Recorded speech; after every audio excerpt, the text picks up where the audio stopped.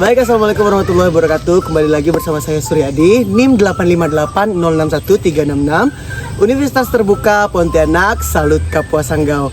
Nah, kali ini kita kembali praktikum IPA di SD. Kali ini aku mau ajak teman-teman membahas ciri-ciri makhluk hidup. Kali ini gerak pada tumbuhan. Nah, sebelum kita praktek melalui gerak pada tumbuhan, kali ini aku mau ajak teman-teman semua kita bahas terlebih dahulu ciri-ciri makhluk hidup. Mengenal ciri-ciri makhluk hidup.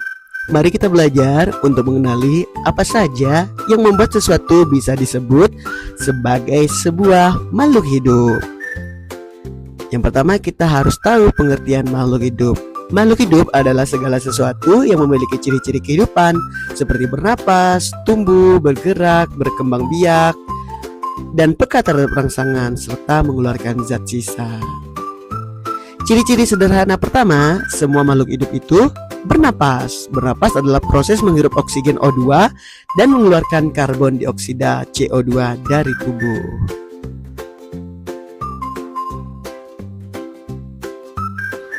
Ciri-ciri kedua, makhluk itu memerlukan makanan. Makanan yang mengandung sebuah nutrisi akan dapat memberikan tenaga atau energi bagi tubuh.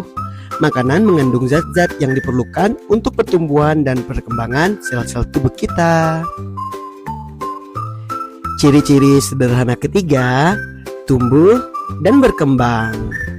Nah, contohnya perkembangan manusia, yang dimana dimulai dari bayi, tumbuh menjadi anak-anak, lalu menjadi dewasa.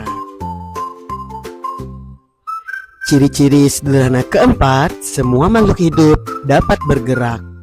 Manusia misalnya, kita bisa berjalan, berlari, dan menari untuk berpindah tempat atau mengekspresikan diri. Ciri-ciri sederhana kelima, peka terhadap rangsangan. Makhluk hidup peka terhadap rangsangan, yang artinya ia akan mampu merespon lingkungan yang ada di sekitarnya. Misalnya, manusia yang merasa panas ataupun dingin. Ciri-ciri sederhana keenam, makhluk hidup yang berkembang biak. Kemampuan makhluk hidup untuk menghasilkan keturunan ataupun memperbanyak jumlahnya. Seperti merupakan hewan yang melahirkan atau bertelur. Tumbuhan bisa tumbuh dari biji, tunas, ataupun stik. Kesimpulannya, secara singkat, makhluk hidup memiliki ciri-ciri utama yang mampu bergerak walau hanya bagian tubuhnya, bernapas untuk mendapatkan energi, tumbuh dan berkembang, membutuhkan makanan, dan juga berproduksi untuk menghasilkan keturunan. Nah, demikianlah pembahasan mengenai ciri-ciri dari makhluk hidup. Kali ini aku mau ajak teman-teman lagi kita bahas tentang gerak pada tumbuhan, di mana kita akan membahas gerak seismonasti dan gerak niktinasti. Seperti apa itu? Ayo kita bahas bersama-sama. Nah, kali ini kita akan membahas gerak pada tumbuhan. Ada apa aja? Ada gerak seismonasti dan gerak niktinasti. Baik, pertama kita akan membahas gerak seismonasti atau tikmonasti, merupakan gerak nasti yang terjadi akibat rangsangan sentuhan. Contohnya adalah gerak menutupnya daun pada putri malu.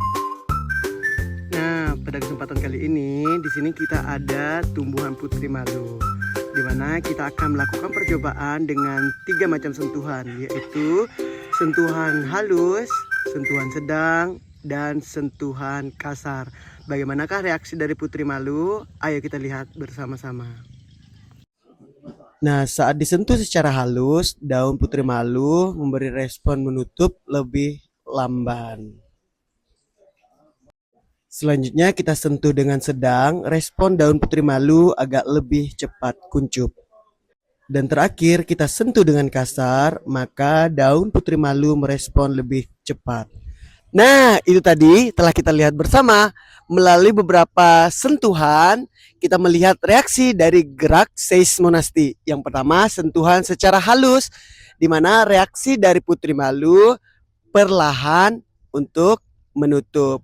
Yang kedua, sentuhan secara sedang, maka pergerakan menutup dari daun putri malu agak lebih cepat. Dan terakhir, jika disentuh secara kasar, maka pergerakan dari daun putri malu menutup secara cepat. Itulah tadi 3 sentuhan dan gerak dari seismonasti. Selanjutnya gerak niktinasti, yang mana merupakan gerak nasti yang terjadi akibat pengaruh gelap. Nah, baik, kali ini kita akan bagi dua, ada bagian A dan B. Kita akan lihat reaksi gerak dari tumbuhan antara yang ditutup sama kotak dan yang terbuka. Nah, selanjutnya kita bagi dua, ada posisi A dan posisi B, di mana posisi B kita tutup pakai kardus dan posisi A tetap berada di sinar matahari. Selanjutnya kita lihat, kita tunggu dalam waktu 30 menit bagaimana reaksi dari keduanya antara yang A dan yang B. Baik, sekarang kita akan melihat reaksi dari kedua posisi tersebut, posisi A dan posisi B. Nah, di bagian posisi B, putri malu lebih lambat memekarkan daunnya, sedangkan di posisi A yang masih terkena matahari, putri malu lebih cepat memekarkan daunnya. Nah, kita lihat kan perbedaannya antara yang A dan yang B. Yang B ditutupi oleh kardus dan yang A masih terpapar sinar matahari, di mana yang A, daun putri malu, lebih cepat mekar atau kembali pulih seperti biasanya, sedangkan yang B atau yang ditutupi kardus agak lebih lambat. Demikianlah tadi gerakan dari gerak niktinasti. Nah, jadi kesimpulan dari kedua gerak tersebut, yaitu gerak seismonasti dan gerak niktinasti, adalah keduanya sama-sama termasuk gerak nasti, yaitu gerak yang bagian tumbuhan yang arahnya tidak dipengaruhi oleh arah rangsangan, melainkan gerak dari tumbuhan itu sendiri. Bersama saya Suryadi, 858 061366, Universitas Terbuka Pontianak, Salut Kapuas Sanggau. Pamit undur diri. Bye-bye.